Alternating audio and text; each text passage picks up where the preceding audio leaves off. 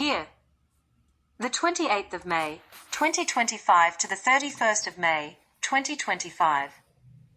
On the 28th of May, 2025 I cleaned the bar downstairs, then met up with two detectives at 12:45 p.m. outside the pub.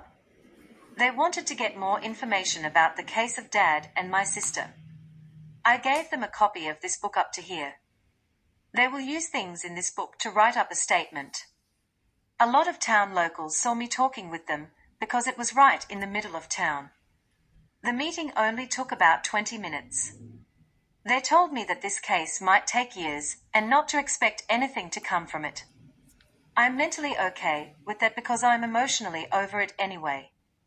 My sister will likely deny everything, but they will talk to her because they might be able to get other information out of her.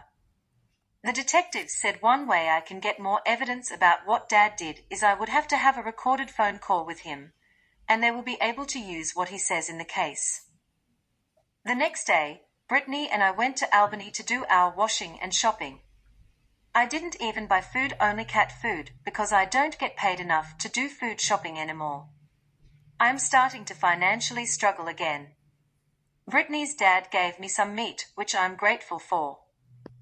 On the 30th of May, I had to work at the cafe. Little did I know it would be my last day. In the morning, Carrie came in at 8:15 to 8:30 a.m. It was Janine and I working, also the cook that day. Carrie started telling Janine and I that she's not paying us to be lazy and told us to do more cleaning and scrub all the table legs on the tables, underneath the furniture, etc.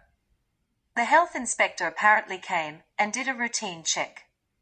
I believe it's all staged. If a real health inspector went there, the place would be shut down.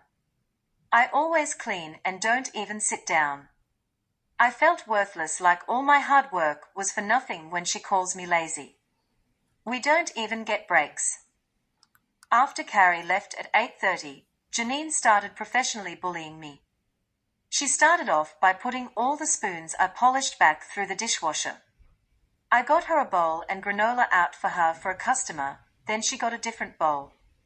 She purposely took an order wrong and gave a customer eggs on toast with no toast and only one pot of tea for one person. She was trying to set me up to trigger me.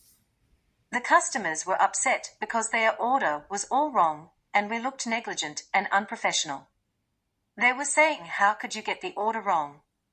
When I was walking away, I couldn't help myself because I got triggered and said, "Sorry about that. The lady behind the counter has hearing problems." Then Janine said, "Ouch." She triggered me in front of the camera to frame me. As the day went on, she kept doing petty things. For example, I said, "It's hot in here, can we please turn the heater off?" Janine angrily said, "It is off." So then I went and opened the front doors even while the heater was on. About 20 minutes later, Janine turned the heater off. At 1:15 p.m., she started cleaning the kitchen, then she left at 1:30 without even saying goodbye. When she left, she purposely pulled the dishwasher plug out and left loads of dishes. The cafe was still open, so she didn't need to empty the dishwasher water yet. At the end of the shift, I filled up the sink to soak all the dishes. That night I was watching something on my phone, then I got a message from Carrie telling me to go downstairs.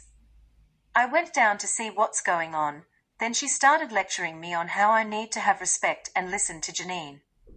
I told Carrie that I'm really trying, and I got the bowl out today for her. Carrie said I'm lying, I'm not trying to get along with her. Carrie said I got the wrong bowl, and that's why Janine got another one. After a long lecture about how I have a bad attitude, Carrie said, "This is your last warning and you're fired and homeless." I walked off crying. Brittany comforted me after she finished work. She was in shock because she witnessed the whole thing. She said she has never seen my boss that scary before. I decided to hand in my resignation because I can't do this anymore. I sent Carrie a message at around 11:30 saying, "Hi Carrie. After a lot of thought, I believe it's best for everyone if I step away from the job. I recognize that my attitude has contributed to a tense environment, and I don't want that to continue. I'll be spending my day off tomorrow packing up my things upstairs and figuring out where to take them. Thank you for the opportunity. I am officially resigning. She got back to me and said, okay, no worries if that's what you want. I said, yeah, it is. She said, okay then, and that's that. Today I have to pack my boxes and figure out what on earth I'm going to do.